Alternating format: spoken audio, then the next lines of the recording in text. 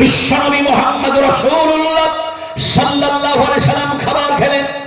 তিনি যেন একটি খেজুর, প্রয়োজন পড়লে 3টি খেজুর থাকলে খেতেন, নইলে তিনি একটি খেয়ে যেন সন্তুষ্ট আর রাজি হয়ে যেতেন। নবীজি দেখা যায় বলেছেন আল্লাহ হলো বিজর, আর আল্লাহ বিজরকে ভালোবাসেন। নবীজি শুধু মুখ দিয়ে বললেন না, লিমা তাকুলুনা মা লা তাফআলুন। আল্লাহ পাক যেন দেখা যায় নবীকে যা বলতে বললেন শুধু বললেন না, বরং নিজেও যেন আমলে পরিণত করলেন। এখন দেখা যায় তিনি একটি খেজুর খেলেন। খাবার খাওয়ার পর দোয়া যেটা বললেন সেই দোয়া, এবং বুখারী রাহমাতুল্লাহ আলাইহি বুখারী শরীফের মধ্যে দোয়াটাকে কোট করে দিলেন। সুবহানাল্লাহ। দোয়াটা কি পড়ছি ভালো করে শোনো। আলহামদুলিল্লাহি হামদান কাসীরান তাইয়িবান মুবারাকান ফি গায়রা মাগফিয়ান ওয়ালা মুওয়াদ্দিয়ান ওয়ালা মুস্তাগনান আনহু রাব্বানা। এই দোয়া আপনারা জানেন তো? কালকে সব মাদ্রাসায় ভর্তি হন, সবাই মাদ্রাসায় ভর্তি হন। কুল হাল ইয়াস্তাবিল্লাযীনা ওয়াল্লাযীনা লা ইয়ালামুন, কুল হাল ইয়াস্তাবিল্লাযীনা ইয়ালামুনা ওয়াল্লাযীনা লা ইয়ালামুন। শিক্ষিত মানুষ আর অশিক্ষিত মানুষ কখনো সমান হয় না। আমার সোনার টুকরারা, আমি বেশি বক্তব্য রাখবো না, কারণ আপনারা তো কোরআন শুনতে চান না। আলোচনা কি করছি না দেখি মনে আছে কিনা বলেন? এই তো ভুলে গেছে। ওই ফ্যাট মানুষটা ডাক্তারকে গিয়ে বলল, আমার উঠতে বসতে চলতে ফিরতে কষ্ট হয়, আমাকে ওষুধ দেন, সাজেশন দেন। তো ডাক্তার বললো খাবার কি খাও? তো ফ্যাট মানুষটা বলছে সকালবেলা হলে আমি 8টা রুটি খাই। ডাক্তার বলছে সর্বনাশ, সকালবেলা হলে 8টা রুটি খাই, তো দুপুর বেলা হতে তো অনেক দেরি, মনে হয় বেশি খাবে। রাত হতে আরো অনেক দেরি, মনে হয় বেশি খাবে। তো ডাক্তার বললো দুপুর বেলায় কটা খাও? বলছে 8টা খায়। রাত হলে কটা খাও? বলছে 8টা খায়। আপনারা সব জ্ঞানী মানুষ, শিক্ষিত মানুষ বসে আছেন, হিসাব করে বলুন তো 3-8 রুটি খেলো কয়টা? দেখি হিসাব জানেন কি জানেন না? কয়টা? ওই হিসাবের কথা আমি বলি না, ওই হিসাবের কথা আমি বলি না। আপনারা যে হিসাব জানেন, 4 আর 4 8, 8 আর 8 16, 5 5 আর 10, ওই হিসাবের কথা বলি না। কি হিসাবের কথা বলছে? আল্লাহ রাব্বুল আলামিন বলেন আল-ইয়াউমা তুজজা কুল্লু নাফসিন বিমা কাসাবাত লা যুলমাল ইয়াউম ইন্নাল্লাহা সারিউল হিসাব। আল্লাহ পাক হিসাব নেবেন, কত খাবার খেয়েছো, কত খরচা করেছো, কোন পদে ইনকাম করেছো, কোন পদে আয় করেছো, কথাগুলি কি বলেছো, মানুষের সামনে কোন ওয়াজ করেছো, কোন নসিহত করেছো, কেমনে দাওয়াতের কাজ করেছো, ইত্যাদি ইত্যাদি। যদি আল্লাহ পাক তিল করে যদি হিসাব নেন, আমার আব্বাজিরা, আমার সোনার টুকরারা, আমার আম্মা জান, আমার বোনেরা, ভালো করে শোনো। সুম্মা লাতুসআলুন্না ইয়াওমা ইয়াজিন আনিন নাঈম। হিসাব দিতে পারবো না। যাক, হিসাবের কথা আমি এলাকায় আসলে ইনশাল্লাহ সেদিন ওয়াজ করবো। কত বুঝলেন কি?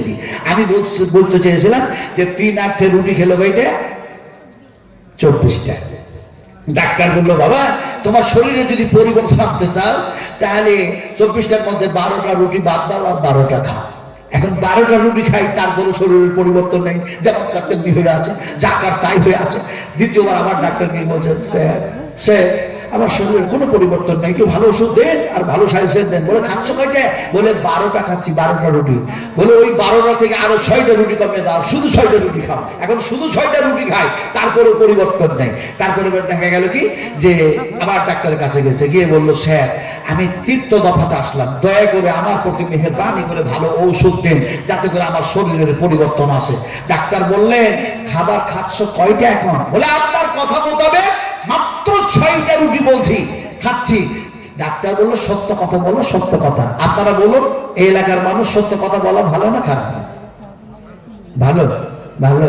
আমাদের দেশে যে প্রধানমন্ত্রী আছে, কেটলিওয়ালা, চাওয়ালা, ও যে কত সত্য কথা বলতে পারে। বলছে হাতের তালি বাজাও, করোনা থেকে বেঁচে যাবে, থালি বাজাও, করোনা থেকে বেঁচে যাবে, না হয় টর্চ লাইট মারো, দেখা যায় বিপদ থেকে বেঁচে যাবে। কি যে বলে! হাই রে খ্যাপা, হাই রে খ্যাপা। খ্যাপা যে কত রকমের খ্যাপা হয়, ও এক খ্যাপা। আপনারা বলুন তো খ্যাপা কত ধরনের হয় ভাই? অনেক ধরনের না, না অনেক ধরনের হয় না, খ্যাপা হয় দুই ধরনের। একটা খ্যাপা হয় পুরো ম্যাট, একেবারে ম্যাট, আর একটা খ্যাপা হয় কোনো সময় ঠিক বলছে, কোনো সময় ভুল বলছে, কোনো সময় ঠিক বলছে, কোনো সময় ভুল বলছে। কত বুঝুন কিনে দুই ধরনের খ্যাপা হয়। এখন আপনাকে বুঝাবো কেমন করে। ওইদিকে একটা খ্যাপা দাঁড়িয়ে আছে ন্যাংটা হয়ে, আর এইদিকে একটা খ্যাপা আছে দাঁড়িয়ে গামছা পরে। কথা বুঝুন কিনে। তো দুই খ্যাপার, এটা এক্সাম্পল দিচ্ছি, তাকাবার দরকার নাই। এখন দেখা যায় এই দুই খ্যাপার ভিতরে এক পুলিশের মাথায় পাগড়ি টাগড়ি বেঁধে ও যাতে চলে যাচ্ছে। তো ন্যাংটা খ্যাপাকে গামছা পরা খ্যাপা বলছে সালাম দে, মুরগি সাহেব চলে যাচ্ছে সালাম দে সালাম দে সালাম দে। তো এখন সালাম দিবে কি, দেখা যায় ওই ন্যাংটা খ্যাপা বলছে আমার পরনে কাপড় নেই, আমি সালাম দেবো কেমন করে। তো ওই গামছা পরা খ্যাপাটা কি করেছে, ওর নিজের পরনের গামছাটা খুলে ওই ন্যাংটা খেপাকে ছুড়ে দিয়েছে, বলছে গামছাটা পর তাড়াতাড়ি, আর মৌলবি চলে এসেছে সালামটা দে সালামটা দে। তখন ও যদি গামছাটা পরে সালামটা দেয় তো ঝামেলাটাই শেষ হয়ে গেল।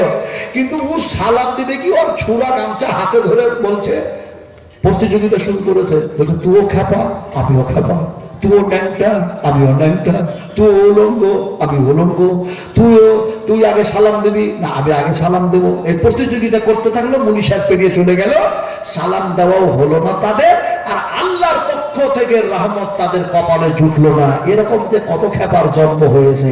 কথা বলতেছিলাম আমার ভাইরা, সোনা টুরা, সত্য কথা বলা ভালো না খারাপ, একটু জোরে কথা বলতে হবে। সত্য কথা বলা আর মিথ্যা কথা বলা। ইয়াকু কাযিবান ফাআলাইহি কাযিবুহু ওয়া ইয়াকু সাদিকান ইউসিবুকুম বা'দুল্লাযী ইয়াঈদুকুম ইন্নাল্লাহা লা ইয়াহদি মান হুয়া মুশরিফুন কাযযাব। আল্লাহ রাব্বুল আলামিন বলেন, যারা সীমা লঙ্ঘনকারী হয়, সীমা অতিক্রমকারী হয় আর মিথ্যাবাদী হয়, আমি আল্লাহ তারাকে হেদায়েত করি না। আমার ভাইরা কথা বলতেছিলাম, ডাক্তার বললেন সত্য কথা বলো, 6টা রুটি খাচ্ছ, এটা সত্য কথা বলছো তো? তো ফ্যাট মানুষটা বলছে 100% সত্য কথা বলছি, 6টার বেশি রুটি খাই না। ডাক্তার বললেন সত্য কথা বলতে তোমার জিজ্ঞাসা করছি, তুমি রুটির সংখ্যা কমিয়েছো না আটার সংখ্যা কমিয়েছো? রুটির সংখ্যা না আটার সংখ্যা। তো মোটা মানুষটা বলছে স্যার খেতাম তো 24টা রুটি, আর এখন আপনার কথা শুনে খাচ্ছি 6টা রুটি। খাচ্ছি ঠিক 6টা রুটি ঠিক খাচ্ছি, কিন্তু এর পূর্বে যে 24টা রুটি খাচ্ছিলাম, ওই 24টা রুটিতে যত কেজি আটা লাগে সব আটা ওই 6টা রুটিতে দিয়ে খেয়েছি। ডাক্তার বলছেন বেওকুফ কোথাকার, তাহলে আমার সাইসেন কোথায় মেরেছিস? তুই তো সব আটা সব রুটি খেয়েছিস, তোর শরীরের পরিবর্তন কেমন করে আসবে? মুসলমানদের অবস্থা হয়েছে, আজকে ওয়াজ শুনে দেখা যায় নাকবি সাহেবের মুখ থেকে, কালকে ওয়াজ শুনে দেখা যায় মাক্কি সাহেবের মুখ থেকে, তারপরে দেখা যায় সালফি সাহেবের মুখ থেকে, তারপরে দেখা যায় কাশিমি সাহেবের মুখ থেকে, তারপরে দেখা যায় রিয়াজি সাহেবের মুখ থেকে, এখন বড় বড় দেখা যায় সেই সমস্ত মাদানি আর মাক্কি সাহেবদের মুখ থেকে ওয়াজ শুনতে শুনতে শুনতে শুনতেই থাকলাম। আমি মৌলবি শুধু বলতেই থাকলাম, এত বললাম এত শুনলাম, অথচ আমাদের পরিবর্তন আসলো না।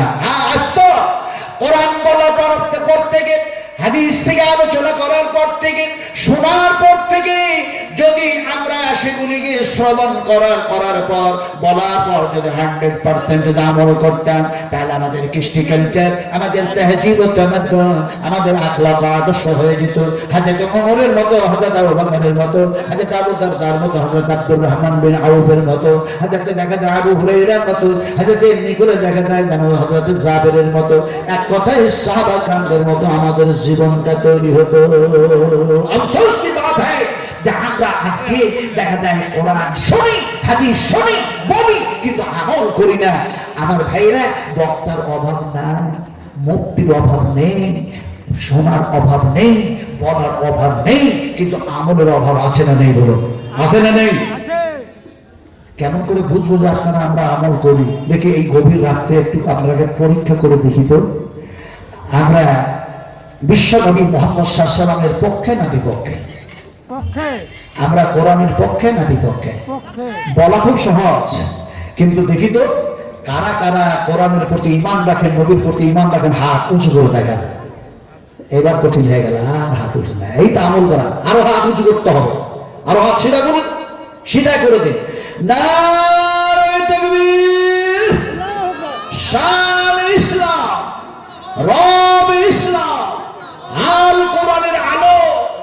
যারা হাত উঠালো না, ওরা মনে করে হাত উঠালে বেদাত হয়ে যাবে, আর সুদ আর ঘুষ খেলে তো দেখা যায় জান্নাতে যাওয়ার সার্টিফিকেট পাওয়া যাবে। কথা বলুন, কি হাত উঠালে বেদাত হয়ে যাবে? আমার ভাইরা শোনা কিরা, এই হাত উঠার উপরে যদি হাদিস বয়ান করতে চাই তাহলে ঘন্টা পর ঘন্টা সময় যেন পেরিয়ে যাবে। এখন যারা হাত উঠালেন, দেখা যায় বুঝে উঠালেন কি বুঝে উঠালেন না জানি না, কিন্তু কালকে যদি কোনো মুফতি সাহেব জিজ্ঞেস করেন, কোনো মুহাদ্দিসিন জিজ্ঞেস করেন, এমনি করে কোনো মুহাক্কিকিন জিজ্ঞেস করেন, এমনি করে মাদানি, এমনি করে সালফি, তারা যদি জিজ্ঞেস করেন, এখন তারা জিজ্ঞেস করবে হাত কেন উঠায়েছিল বলো। এখন তারা কেউ জিজ্ঞেস করলো না। স্বয়ং যদি আল্লাহ জিজ্ঞেস করেন হাত তুই কেন উঁচু হয়েছিলি বল, আল্লাহর প্রশ্নের উত্তরে হাত কথা বলবে না, বলবে না। কথা কন, বলবে না, বলবে না, এই বলবে না, বলবে না। এই আল্লাহ সুবহানাহু ওয়া তাআলা সাথে কেন হাত কথা বলবে? আরে আল-ইয়াওমা নাকতিমু আলা আফওয়াহিহিম ওয়া তুকাল্লিমুনা আইদিহিম ওয়া তাশহাদু আরজুলুহুম বিমা কানু ইয়াকসিবুন। কার স্ত্রী? খাবির উদ্দিন সাহেব মারা গেছেন, ওনার স্ত্রী 1120 টাকা দান করেছেন। আমি একটা দোয়া দিব, আপনাদের এখানে যতগুলো মানুষ বসে আছেন ভাই, হয়তো টাকা নেই, 10টা মানুষ 1000 করে টাকা অথবা